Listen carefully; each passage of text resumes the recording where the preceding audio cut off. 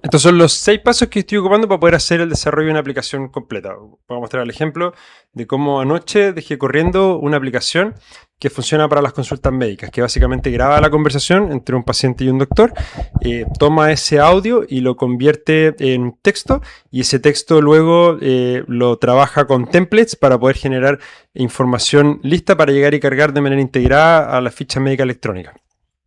Entonces, en el diseño está, lo primero es que es pura conversación con inteligencia artificial, donde yo le digo cuál es el producto, donde hacemos un research, hacemos un caso de negocio, vemos cuál debe ser el pricing, definimos la arquitectura, los costos, etcétera. Y todo eso, una vez que está listo, lo convertimos en puros documentos.md. Un documento de producto, de la experiencia del usuario, de los flows que deberían haber adentro, de la arquitectura, y también definimos un montón de archivos que tienen que ver con backlog y cada una de las fases que están dentro del backlog para desarrollarlo. Después echamos a correr un archivo que llamamos build, que se ejecuta desde el PowerShell, y ese va ejecutando el backlog completo tarea por tarea. Es un proceso que puede durar 3 horas durante toda la noche. Y al otro día, cuando yo lo reviso desde Cloud Code, le pido que se audite a sí mismo. Y se hace un proceso de auditoría completo y me muestra a mí cuáles son los eventos que son más críticos, cuáles son los warnings que debería revisar y cuáles son los eventos medios. Y le pido a mí mismo que los corrija. Una vez que están todos esos fix, yo me meto a la herramienta, empiezo el proceso de debugueo, de revisión, etcétera. Y cuando ya está listo, siempre contacto a alguien gente que he conocido, que tiene conocimientos de ciberseguridad, que me hace una revisión, audita completamente la herramienta antes de poder hacer un deploy, de hostearlo, etcétera. Esta es la quinta aplicación que yo hago de la misma forma. Entonces, todo parte por el diseño de todos estos documentos, donde está el documento de cloud, que este es el básico que funciona como alma para el proyecto, porque aquí le explica cuál debe ser el repositorio de las carpetas, cuál debe ser el stack técnico, cuál debe ser el objetivo del proyecto, un documento de producto, que este me sirve a mí mucho para poder entender qué es lo que estamos definiendo como visión del producto, el problema, la solución, etc. Y todos estos documentos en verdad le sirven de base al mismo cloud para que pueda armar el backlog.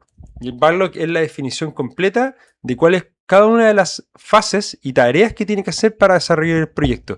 Pero todas estas tareas están dentro de cada fase, y cada fase tiene una instrucción obligatoria de ir a revisar el documento de esa fase. Por ejemplo, si va a ser la fase 4, tiene la obligación de leer el documento fase 4. El fase 4 es la página de login, dashboard, qué pasa si hace una nueva consulta, la pantalla de consentimiento, el store del API Client. Y ahí sí o sí va a tener que ir a leer esta página donde aparece el detalle completo, cosa que no invente, de qué es cuál es lo que nosotros ya definimos de cómo se tiene que ver cada una de las cosas.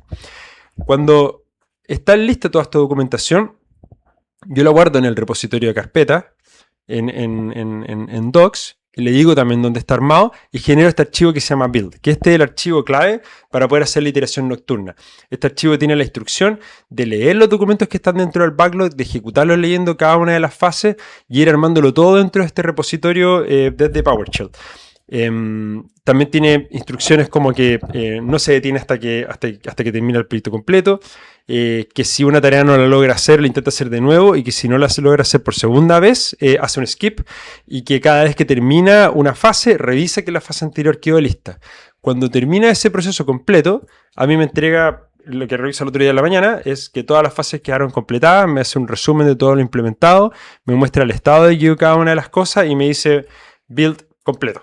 Cuando el build está completo, yo desde Cloud Code, el paso que decía recién, le pido que me haga una auditoría completa del proceso. Le digo, era un auditor del código y revisa estructura, backend, pipeline, frontend, seguridad completo.